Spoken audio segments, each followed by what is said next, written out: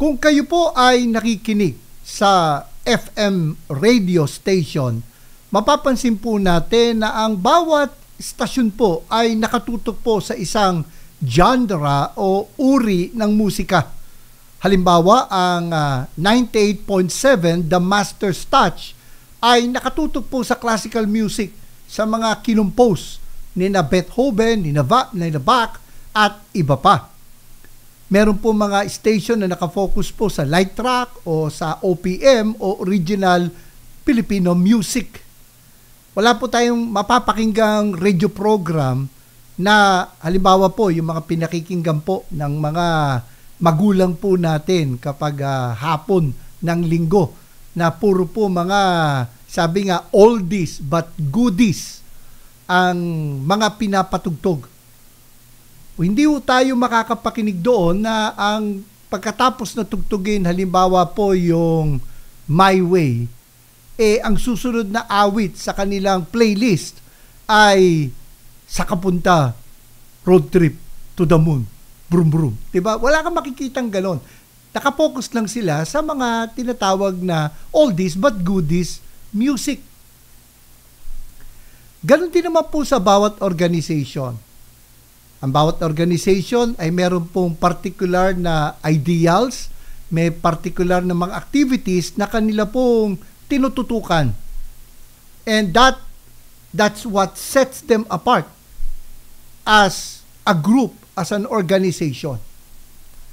Ang Philinvest Community Christian Fellowship ay kaani po ng Conservative Baptist Association of the Philippines. Opo, ang ating po iglesia ay Baptist.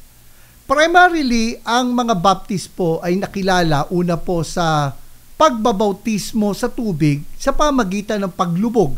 Hindi wisik, hindi buhos, kundi particularly po sa paglubog sa tao sa tubig by immersion ang baptism ng mga Baptist.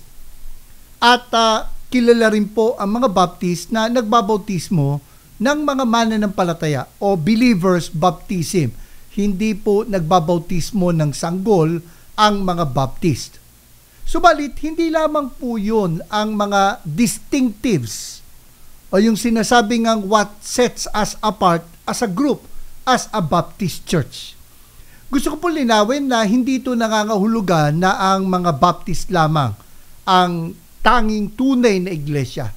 Meron pong mga grupo na maaaring may pagkakaiba po sa mga practices kumpara sa atin, katulad nga ng mga Reformed churches na kung saan ay nagbabautismo po ng bata o nagpa-practice ng infant baptism. Subalit, hindi po natin sinasabi na hindi po nating kapatid ang ganitong mga grupo. Sinasabi lang po natin na as far as we Baptists are concerned, ito po yung ating paninindigan. Ito po yung ating focus. At naniniwala tayo na ito yung mas malapit sa nakikita po natin sa salita ng Diyos. FCCF belongs and supports the Conservative Baptist Association of the Philippines. We are Baptists because we believe that our association most closely resembles the New Testament Church. At para po makita po natin kung ano po ba ang paninindigan ng mga Baptist, to understand and remember what Baptists stands for, let us go through yung acronym po na Baptists. Meron po mga variation ito. Subalit, ang ating pong ina-adapt as a church ay ang acronym na nilikha po ni Dr. Luis Pantoja, the late founder of Green Hills Christian Fellowship. At nakita ko po na kung ikukumpara mo sa ibang mga variants ng Baptist acronym, ay makikita mo na may kinalaman din, may connection din. Subalit, sa aking pagsasaliksik, nakita ko na ito yung mas na-express yung ating pong paninindigan. Kaya po, tingnan po natin, bakit ba tayo Baptists? why are we Baptists? At ito po'y bahagi po ng ating pong Church Matters series na kasama din po sa ating pong revised membership class. Ang una po ay letter B stands for Born Again Church Membership. Born Again Church Membership. Naniniwala po tayo, katulad din ng ibang Christian churches, na tayo po ay hindi maliligtas sa pag-anib sa isang grupo, sa isang religious group, sa isang iglesia. Naniniwala tayo na before we could become a member of that church, we must become believers by accepting the Lord Jesus as our Savior. Ang ipinagkaiba po, katulad halimbawa ng aking inihalimbawa na may mga Christian churches na nagsasagawa po ng infant baptism, ang kanila pong paniniwala, as far as I understand, ay yung pong mga bata ay matapos na sila'y bautismuhan, sila po ay nagiging bahagi po ng tinatawag nilang covenant family. Sa madaling salita, ay sila po ay nagiging membro ng church.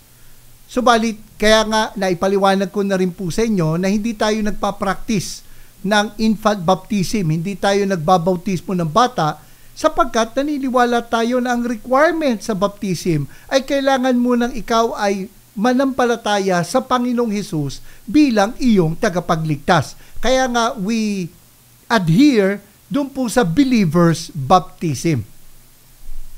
At doon din po masasabi natin na bago po tayo maging bahagi ng iglesia, bago po tayo maging kaalib ng iglesia, kailangan muna na tayo po ay maging mananampalataya sa Panginoong Hesus. Yun po ang ibig sabihin ng born again church membership. Actually, pag tiningnan po natin, spiritually speaking, tayo po ay naging bahagi ng katawan ng Panginoon nang tayo po'y manampalataya sa Kanya. Ang sabi po dito sa 1 Corinthians chapter 12 verse 13, "For in one spirit we were all baptized into one body, Jews or Greeks, slaves or free, and all were made to drink of one spirit." Sinasabi po dito sa verse na ito na ang purpose ng baptism in the Holy Spirit ay tayo po ay nagiging bahagi ng katawan ng ating Panginoon. Ang tinutukoy po dito ay yung technically yung universal body of Christ. Na lahat po ng mananampalataya, mula po nang dumating ang Espiritu Santo hanggang sa pagbabaliko ng ating Panginoong Hesus, tayo po ay naging bahagi ng katawang ito, ng iglesyang ito, o yung tinatawag po na Universal Church.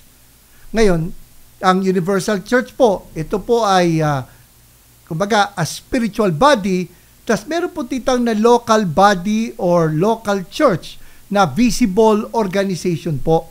At yung nga po, yung mga local churches, katulad po ng Philinvest Community Christian Fellowship. Ang sabi po rito, sa pamamagitan ng bautismo ng Espiritu, tayo'y nagiging bahagi ng katawan ng ating Panginoon. At kailan po nangyayari ito? Sabi po sa Ephesians chapter 1 verse 13, "In Him also, when you heard the word of truth, the gospel of your salvation, and believe in Him, were sealed with the promised Holy Spirit." Na matapos na tayo'y makapakinig ng mabuting balita ng kaligtasan, matapos na tayo'y manampalataya, tayo'y tinatakan ng ipinangakong Espiritu Santo. Kasabay po ng pagtatatak na yon ang pagbabautismo sa atin ng Espiritu Santo, at doon nga tayo nagiging bahagi ng katawan ng ating Panginoon. Kaya nga binibigyang diin natin yung born again church membership. Sapagkat kailangan ng pananampalataya upang tayo'y mabautismo ng Espiritu Santo. At kapag tayo nabautismo ng Espiritu Santo, ang layunin nito, tayo maging bahagi ng iglesia ng Panginoon. Ganon din naman, makikita natin dito na bago ka maging kaanib ng Iglesia ng Panginoon, kinakailangan ikaw muna ay maipanganak na muli. Kinakailangan muna na ikaw ay maging isang mananampalataya. So yun po yung letter B sa Baptist acronym, Born Again Church Membership. Pangalawa po, letter A, ay absolute authority of the Bible. Absolute authority of the Bible. Of course, talaga namang yan yung primary belief natin. At ganoon din naman sa ibang mga Christian churches na hindi po Baptist. At ito naman, kaya naman nasa pangalawa, sinusunod lang naman yung acronym.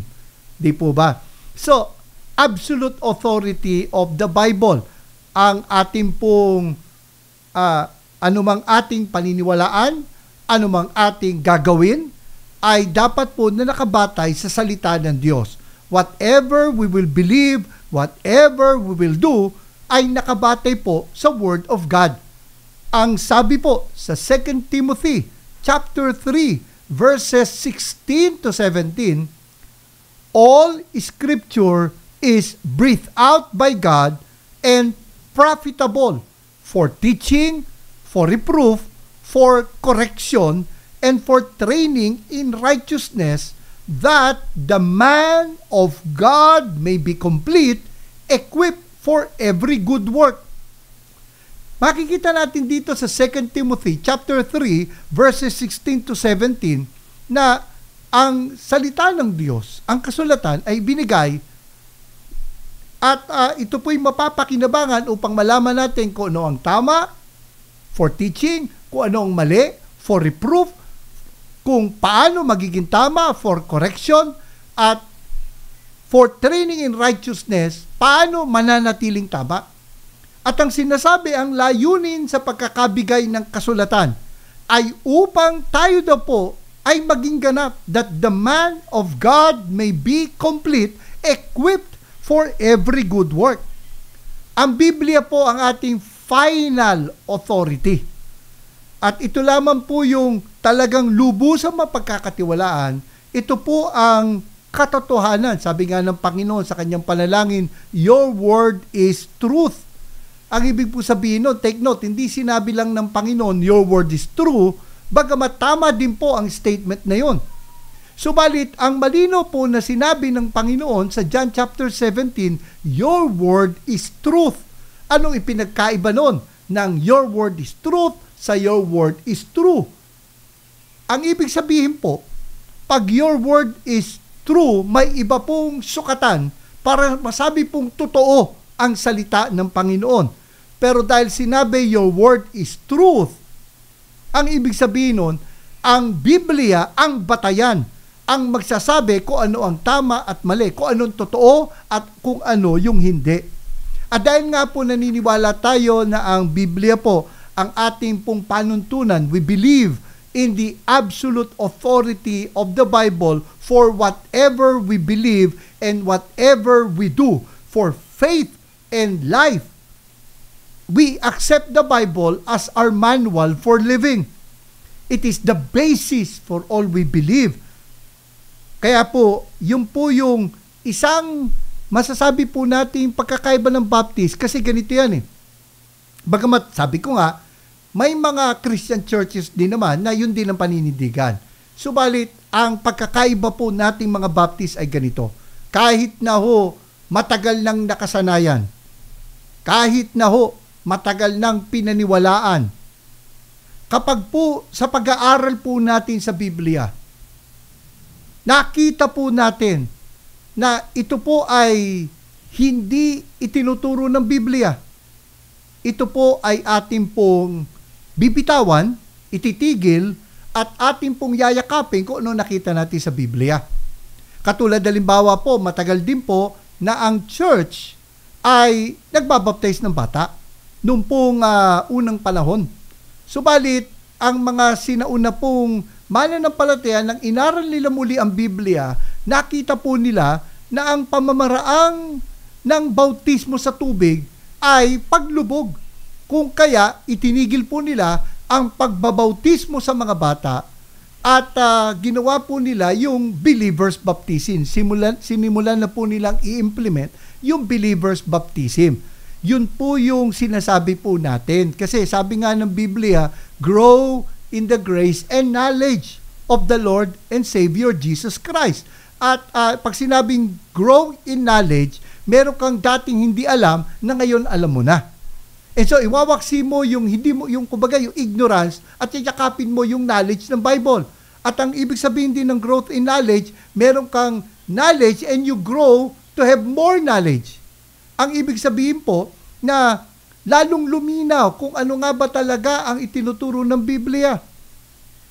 At doon natin makikita na as we continue to study the Bible, we will, kumbaga, learn, we will unlearn, and we will relearn. Meron po tayong natututunan, meron po tayong, kumbaga po, ay tatalikuran, sapagkat may bago tayong natutunan, at meron tayong kinakailangang patuloy na matutunan. Yun ang ibig sabihin ng growing in knowledge. At makikita po ninyo sa mga Baptist po, ito pong paninindigan sa absolute authority of the Bible. Handa tayo na maituwid. Handa tayo na kung sakali na meron tayong isinasagawa na sa pag-aaral natin ng Biblia ay nakita natin na may mas maganda pang dapat gawin, yun po yung ating yayakapin. Yun ang ibig sabihin ng absolute authority of the Bible as a distinctive ng mga Baptists. Letter P ay priesthood of the believers. Priesthood of the believers. Kumbaga, every member is a minister. Ang sabi rito sa 1 Peter chapter 2 verse 9, but you are a chosen race, a royal priesthood, a holy nation, a people for his own possession, that you may proclaim the excellencies of him who called you out of darkness into his marvelous light. Pansinin po natin, royal priesthood. Naniniwala po tayo sa priesthood of every believer or every member a minister. Wala po tayong, kumbaga, ay bukod sa Panginoon na talagang tagapamagitan natin. Ang tanging tagapamagitan sa Diyos at sa tao, wala na pong tayong, kumbaga, ay priest na mamamagitan pa po sa atin. Na kung saan, doon po tayo magko-confess ng ating kasalanan at sila po yung maglalapit sa atin sa Panginoon. Pag sinabi pong priesthood of every believer, every Christian may approach God directly and may pray for others before God. Kumbaga po, bagamat ang mga pastor, titawag natin full-time, pero sa totoo lang, bawat mananampalataya ay full-time sa pagsunod at sa paglilingkod sa ating Panginoon, anuman po yung ating trabaho, regardless of our vocation. Kaya nga po, since we believe that every believer is a minister, we encourage every member to find a place of service and ministry. Dito, mahalaga po itong katuruan na ito. Sapagkat kung titingnan po natin nung pong Middle Ages o yung titawag po na Dark Ages, hati po sa dalawang uri ang mga tao.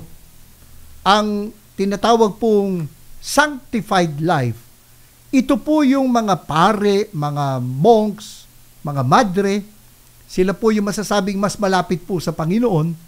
At yun naman pong mga magsasaka, yung mga laborer, manggagawa, ang tawag permitted life. Subalit, pag sinabi pong priesthood of every believer, lahat po tayo namumuhay ng consecrated life. Hindi lamang po yung nangangaral ng salita ng Diyos ang masasabing naglilingkod sa Panginoon, ang isang practical application po nito pong priesthood of the believers ay anuman ang ating ginagawa. Whatever we do, as long as it is within the bounds of the Word of God. Siyempre, kung kubrador ka ng weteng, hindi ito nakalulugod sa Panginoon. Di ba? Pero, anuman ang ating trabaho na marangal, ito po'y paglilingkod sa Panginoon. Whatever we do it for the glory of God. Whatever we do it to serve God. So hindi lamang po ang pastor ang naglilingkod sa Diyos, kundi ang bawat mananampalataya. Yun ang ibig sabihin ng priesthood of the believers. E so nakita po natin, born again church membership. Absolute authority of the Bible. Priesthood of the believers.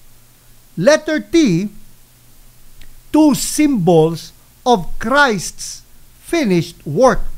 Or sa iba po, two ordinances.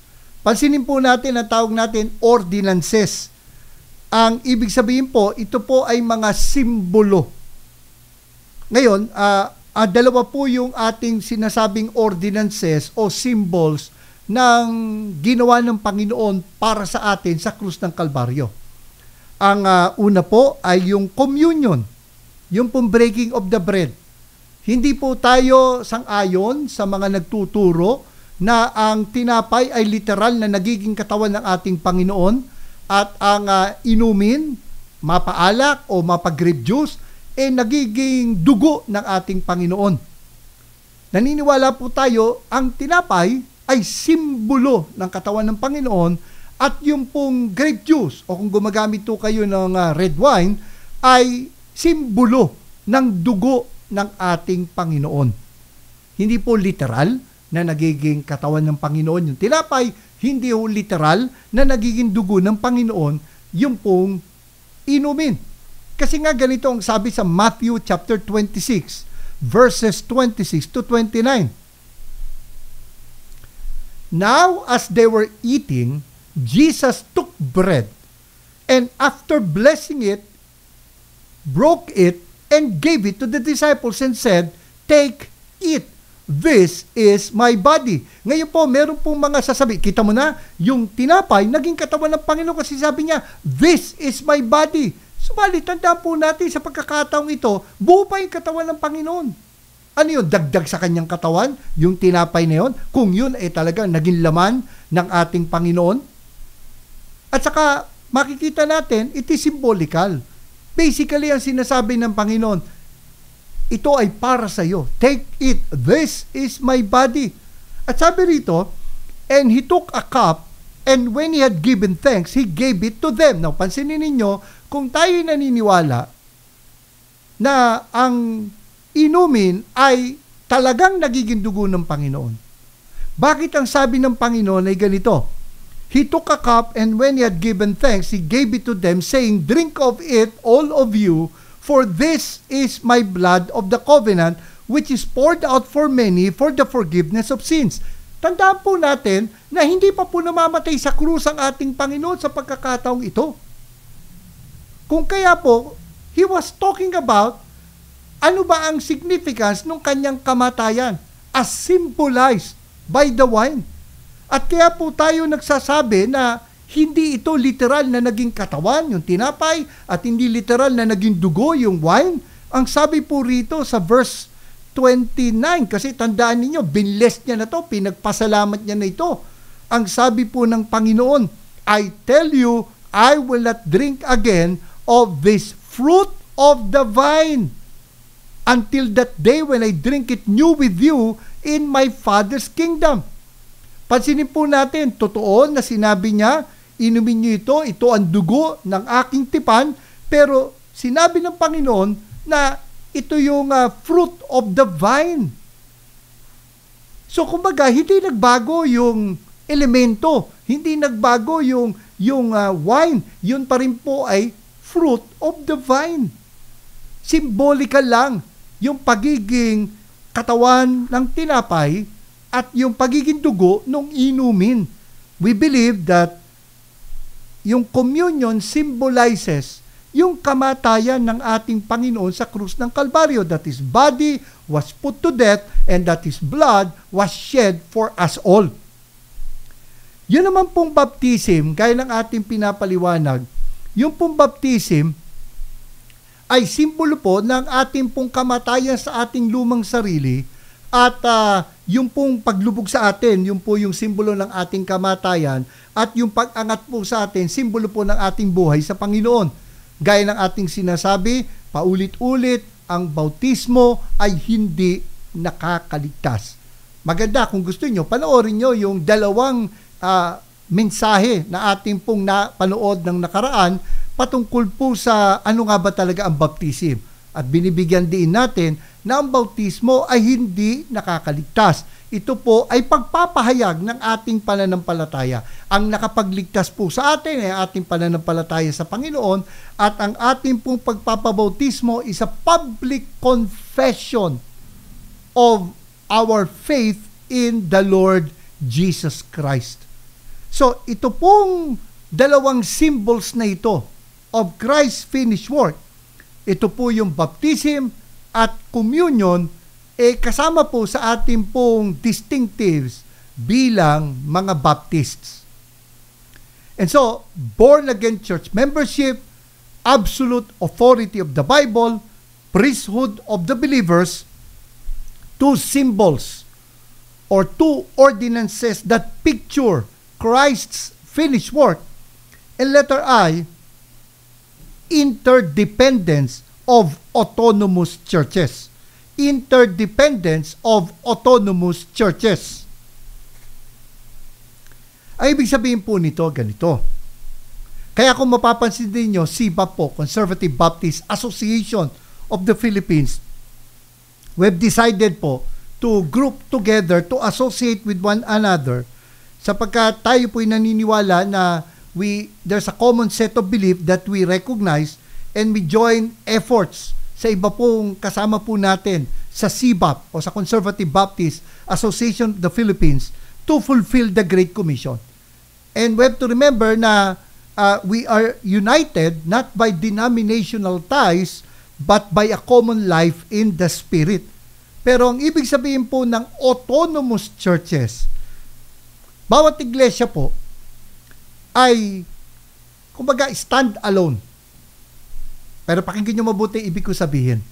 Ang bawat church po ay dapat na self-governing, self-supporting, self-reproducing. Ang ulo ng iglesia ay si Kristo. Wala po tayong pope. Ang ulo ng iglesia ay si Kristo. Yun po yung ating pakakatandaan. Bagamat, tatandaan po natin ito, autonomous church. Ibig sabihin po, meron pong sariling pamamalakad, meron pong kumbaga po, ito iglesia na ito ay meron pong estratehiya kung paano aabutin ang komunidad na kanyang kinalalagyan, at maaari pong maiba siya kumpara po sa ibang Baptist church kasi nga autonomous. Yung kanila pong mga halimbawa property ay nasa pangalan po ng kanilang iglesia, at sila po ay maaari pong tumawag ng kanila pong piniling mga pinuno. Subalit, naaabuso po ito pong autonomy of the local church. Kasi biruan nga namin, kapag nangangailangan yung church, lalapit sa CBAP. Tapos, kapag naman yung CBAP ay may itutuwid sa church, sasabihin ng church, autonomous kami. Hindi ko tama yun. Hindi ko tayo sang-ayon doon. Meron pong isang problema sa isang iglesia na inilapit po sa CBAP dahil nga po may issue sa kanilang pastor. At nung kami po ay nag-offer na tumulong, to mediate, hindi mo makialam to mediate, tumanggi yung church sapagkat autonomous daw sila. Subalit, ang ikinakatwiran ko, kung yun ay issue ng membro sa membro, ay hindi talaga dapat makialam ang CBAP. Kaya nang i-resolve ng church on their own. Subalit, paano po kapag ang problema ang leader? Saan po pupunta ang mga miyembro? Di ba, kaya nga meron tayong association. So kung halimbawa po, meron pong issue sa akin pong pamumuno, sa ating iglesia, maaari po kayo lumapit sa ating pong region. At kapag po, nakita po ninyo na hindi pa rin natugunan ng sapat yung ating pong issue na inilapit, lalapit na tayo sa national office ng CBAP. Yun po ibig sabihin ng interdependence. At saka, halimbawa po, on a practical basis, Hindi ho lahat ng mga churches ay kaya po magkaroon ng sariling camp. Hindi ho ang mga churches kasing laki po, katulad po halimbawa ng yung tumulong po para maitayo po ang ating iglesia, ang Capital City Baptist Church. Ang Capital City Baptist Church, kaya nilang magkaroon ng sarili ho nilang youth camp, for example.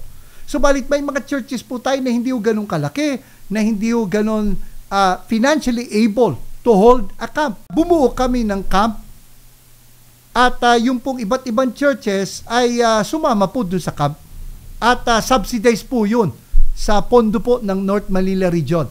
Ang ating pong church, for example po, ay nagbibigay po ng bahagi ng ating pong total offering in a month doon po sa CBAP, sa National Office.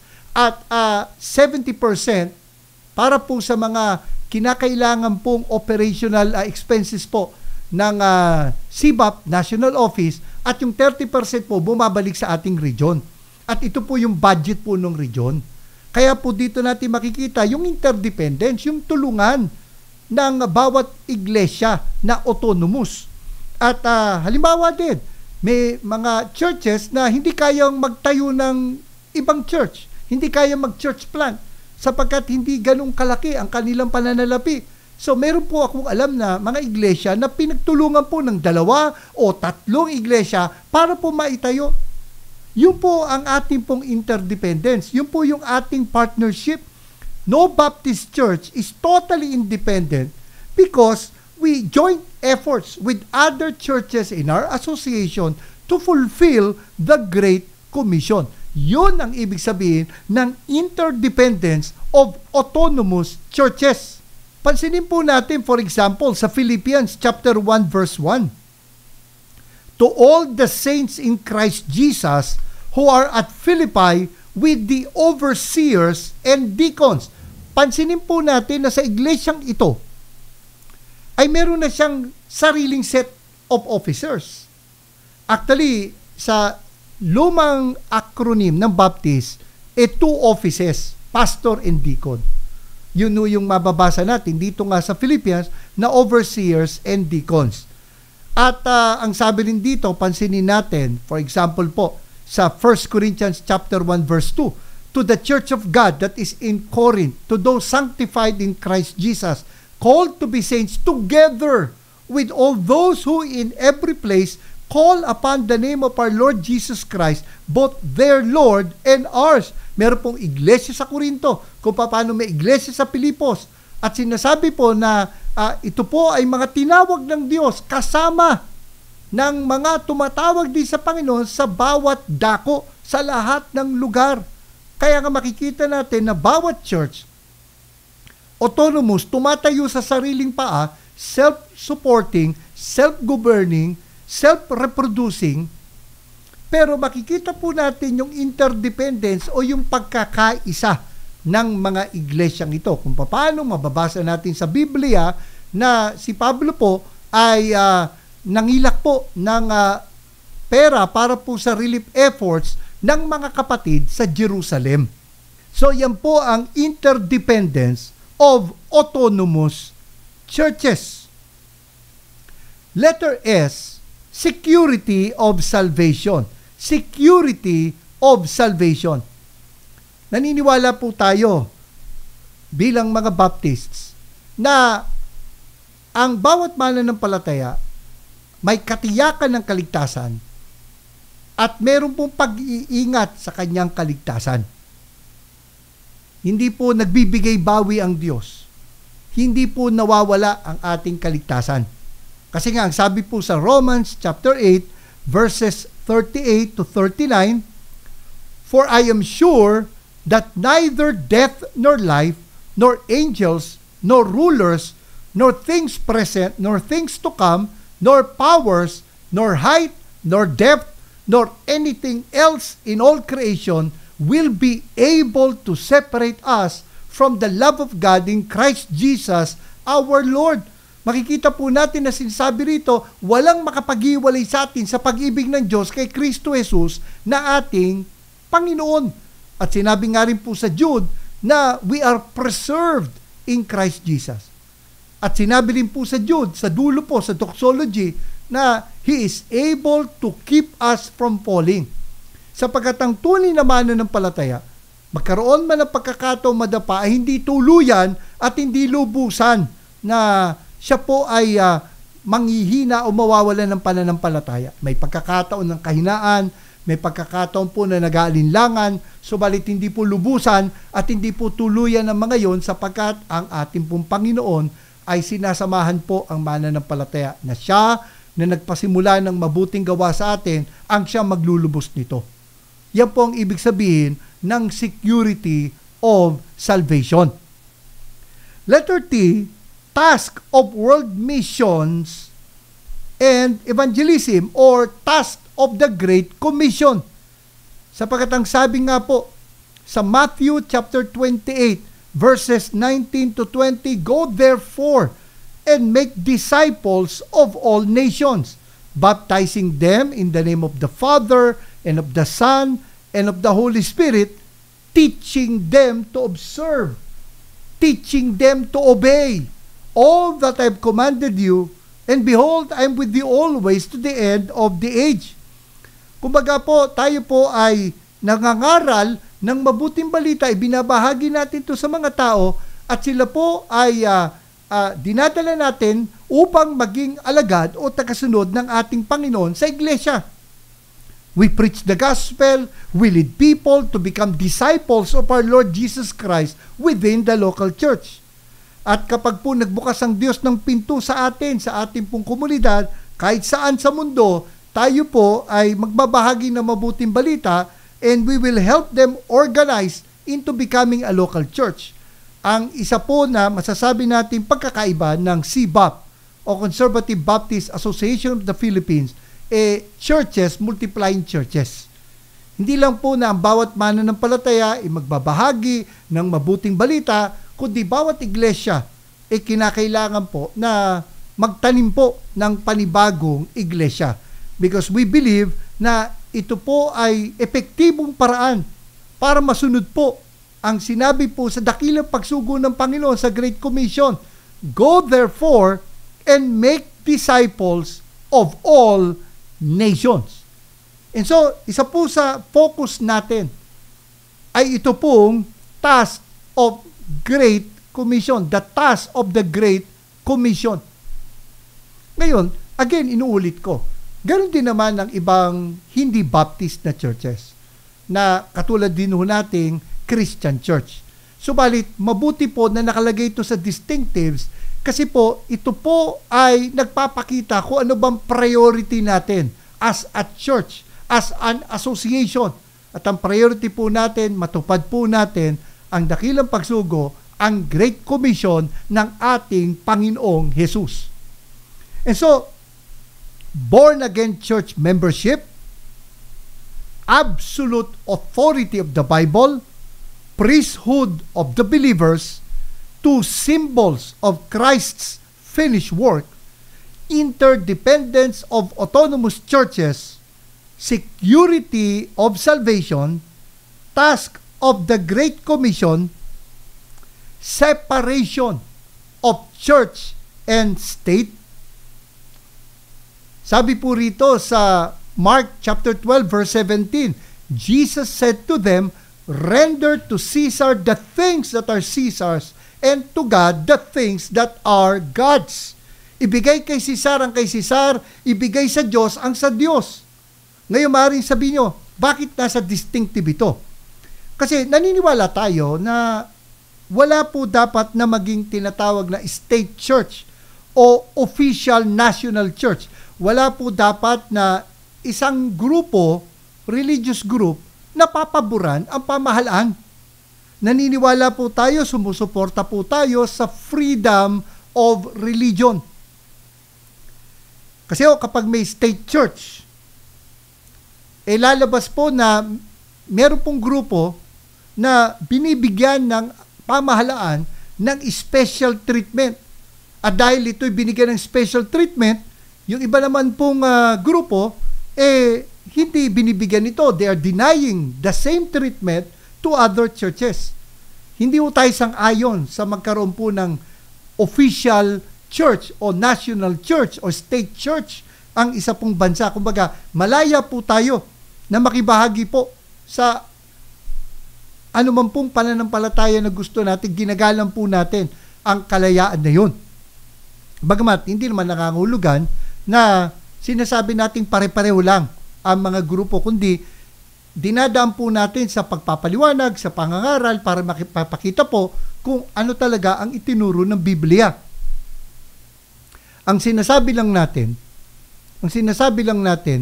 hindi pwede na meron pong official church sapagkat sa history po, noong pong nagsimula po ang mga Baptist po na magbaptize na ng mga believers, no?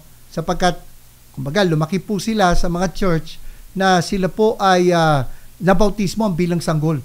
Subalit sa pag-aaral nga ng Biblia sa history, nakita po nila na ang tamang pamamaraan ng bautismo ay sa pamagitan ng paglubog sa tubig, hindi wisik. At ito'y para sa mananampalataya lang. Subalit, meron pong state church at that time na bagamat Christian din, subalit ang kanila pong pamamaraan ng pagsalungat, pag-disagree sa isa pong grupo, sila po ay pinapatawan ng parusa. At may nangyari po na yung mga sinaunang Baptist ay nilunod. Pero para po sa kanila, legal yun kasi yun ay kagagawa ng state church. Ang sinasabi natin, dahil po doon nakita natin na hindi po dapat magkaroon ng political power ang church. Kasi you have to remember, if you study history, the more political power a church has, the more corrupt it becomes. So, naniniwala po tayo sa separation of church and state. Subalit, tandaan po natin ito, hindi ibig sabihin that binabaliwala natin ang government. Sapagkat naniniwala tayo na ang pamahalaan ay hinirang ng Diyos to promote what is good and to punish what is evil. To promote welfare of society and uphold the freedom of religion. Kaya nga, we submit to the government. Subalit, kasama po doon sa separation of church and state na ang iglesia ay hindi po mag-endorse ng kandidato. Bagamat tayo po mag-engage sa voters education, bagamat bibigyan po natin ng panuntunan ng mga miyembro kung paano pipili ng kandidatong kanilang iboboto, hindi po natin pipiliin para sa kanila kung sino yung iboboto. Kasi nga, kasama po yun sa separation of church and state. Hindi tayo mag-endorse ng sino mang kandidato. Kasi sa naunang acronym ng Baptist, nandun din yung independent soul liberty. Ginagalang natin ang budhi ng bawat isa, ang konsensya ng bawat isa. At kung sa malinis ang yung konsensya, pinag-isipan mo mabuti, ito yung kandidato na pinili mo, bagamat maaaring iba sa pinili ko, hindi kita pangihimasukan. Yan ay pananagutan mo sa Panginoon. Yan po yung separation of church and state. At hindi naman ibig sabihin nito that the state will be completely independent from the church. Sapagkat ang church po ang conscience of the state. Tayo po ang light of the world, salt of the earth. Ang salt po ay, alam natin, liwanag ay nagbibigay ng gabay sa kadiliman, nagbibigay ng liwanag sa kadiliman, it dispels darkness. At yung asin naman doon, hindi ho yung pampalasa, kundi ang tinutukoy na asin doon ay preservative. Kasi yung mga karne, dahil wala naman silang refrigerator noon, inaas na nila para hindi mabulok. Ganon din naman tayo po ay dapat na may influence sa ating pong lipunan. Sabi nga, what makes people good Christians ought to make them good citizens. So yun po ang ibig sabihin natin when it comes to separation of church and state. Ito po ang ating mga distinctives. These are the things that separates us from other group. This is what sets us apart as a group. At gaya ng aking sinabi, bago tayo umanib sa isang grupo, tinitingnan natin kung ano ba ang kanilang paninindigan, kung tayo ba magagawa nating maging kaisa sa kanilang mga adikain. At ganun din naman po, kaya po namin pinapaliwanag, ano nga ba tayo bilang mga Baptist para po sa inyo pong pag-anib sa inyo pong pagiging kaanib ng ating iglesia, ng Philinvest Community Christian Fellowship. Alam ninyo, maintindihan ninyo bakit ito po yung focus, ito po yung practice ng ating pong iglesia. Upang sama-sama po, magkaroon po tayo ng pagkakaisa tungo po sa nais ng Diyos na gawin sa pamamagitan po natin. And so, yan po ang dahilan kung bakit po tayo Baptist. B, born again church membership. A, absolute authority of the Bible. P, priesthood of the believers. T, two symbols of Christ's finished work. I, interdependence of autonomous churches. S, security of salvation. T, task of Great Commission. And S, separation of church and state. Yan po ang ating paninindigan bilang isang Baptist Church. Tayo po'y manalangin. Panginoon, marami pong salamat sa amin pong naging pag-aaral sa inyong salita at aking pong hinihiling, O Diyos, na ang karunungan at kalakasan upang lalo po namin itong maunawaan, patuloy kami lumago sa kaalaman at kami po ay makasunod sa inyo pong mga ipinagagawa at ipinag-uutos sa amin. Thank you, Lord, for giving us the wisdom to understand your word and the strength to obey your word. Ang panalangin ko po, patuloy niyo po kami pagkaisahin bilang isang iglesia, ang Philinvest Community Christian Fellowship, at iniling po namin na we would continue to grow to become the church that you called us to be. May we glorify you as a local church. At nawa, Panginoon, patuloy na maisulong po namin ang inyo pong nais na gawin po namin. Lalong-lalo na po ang Great Commission.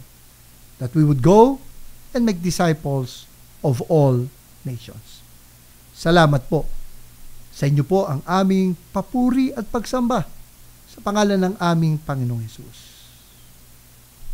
And now, may the grace of our Lord and Savior Jesus Christ, the love of the Father, and the fellowship of the Spirit be with us all, now and forever.